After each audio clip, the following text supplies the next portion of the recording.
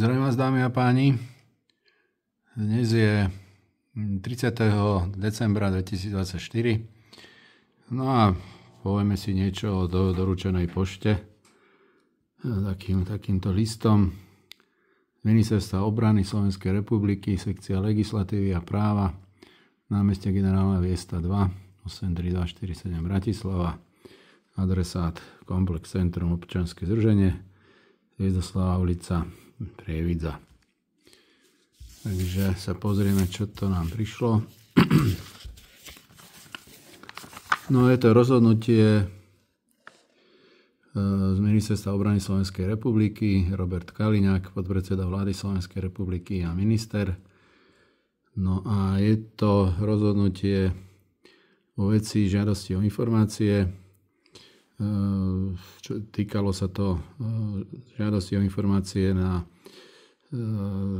cestu, respektíve aj vojenský závod Novákoch, kde sme žiadali určité informácie.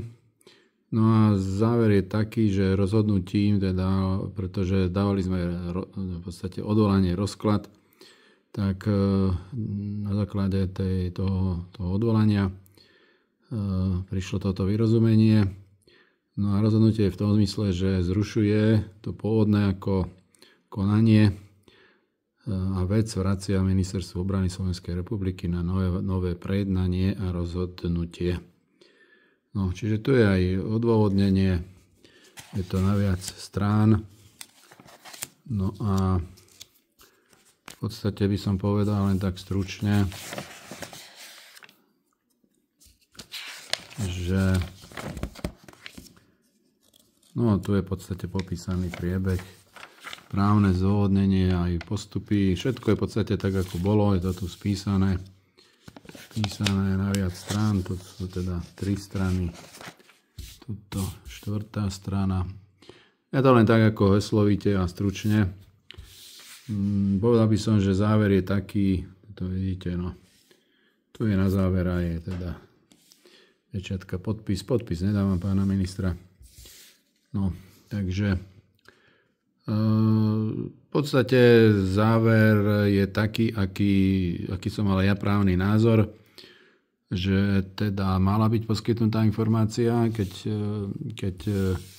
tomu všeobecne správnemu orgánu alebo orgánu verejnej správy je doručená žiadosť a informácie má, tak by mal odpovedať ten príslušný orgán, v prípade Ministerstvo obrany. A keď by nemalo niektoré informácie, tak môže, alebo malo by rozhodnutím vyrozumieť a rozhodnúť, že informácie nespracováva. Podrobnejšie je to aj na stránke www.pozemné-komunikácie.sk. Tam je celý priebeh všetkých konaní.